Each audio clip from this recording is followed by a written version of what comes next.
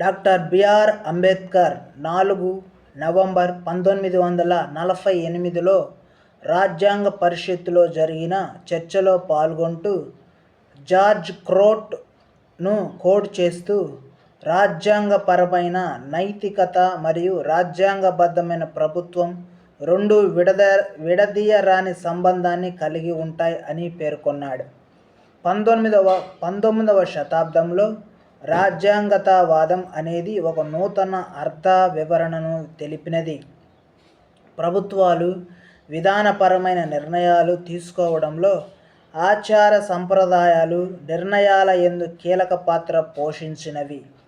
విప్లవాలను నివారించి సమస్యలను పరిష్కరించడంలో రాజ్యాంగ నియమాలు సాధనంగా ఉపయోగపడతాయి. భారతదేశం లాంటి బహుళత్వాన్ని దృష్టి యందు ఉంచుకొని అనుసరించిన పద్ధతులు మొత్తం రాజ్యాంగతావాదానికి బలాన్ని చేకూర్చినవి. సామాజిక న్యాయం వంటి అంశాలు రాజ్యాంగ స్ఫూర్తిని బలపరుస్తుంది.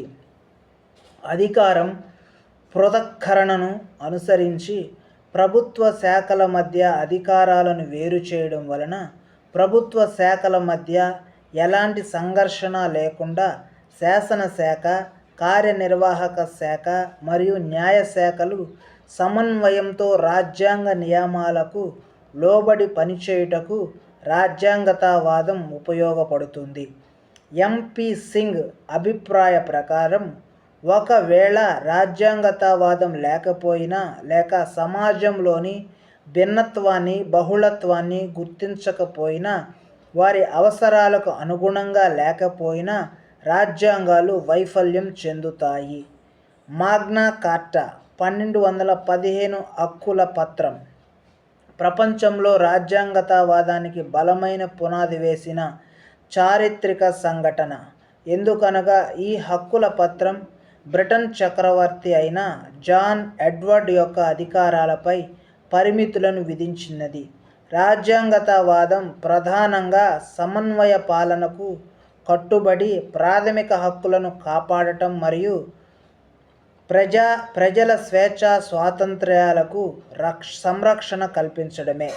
సాధారణ చట్టానికి, రాజ్యాంగానికి మధ్య గల వైవిధ్యాన్ని ప్రపంచానికి మొదటగా వర్గీకరణ చేసి చూపిన వారు అరిస్టాటిల్. అందువలనే అరిస్టాటిల్ను రాజ్యాంగతావాదానికి మూలపురుషుడుగా పేర్కొంటారు. రాజ్యంలో అత్యున్నతమైన పదవులతో సహా కార్యాలన్నింటినీ క్రమబద్ధంగా ఏర్పాటు చేసేది రాజ్యాంగము.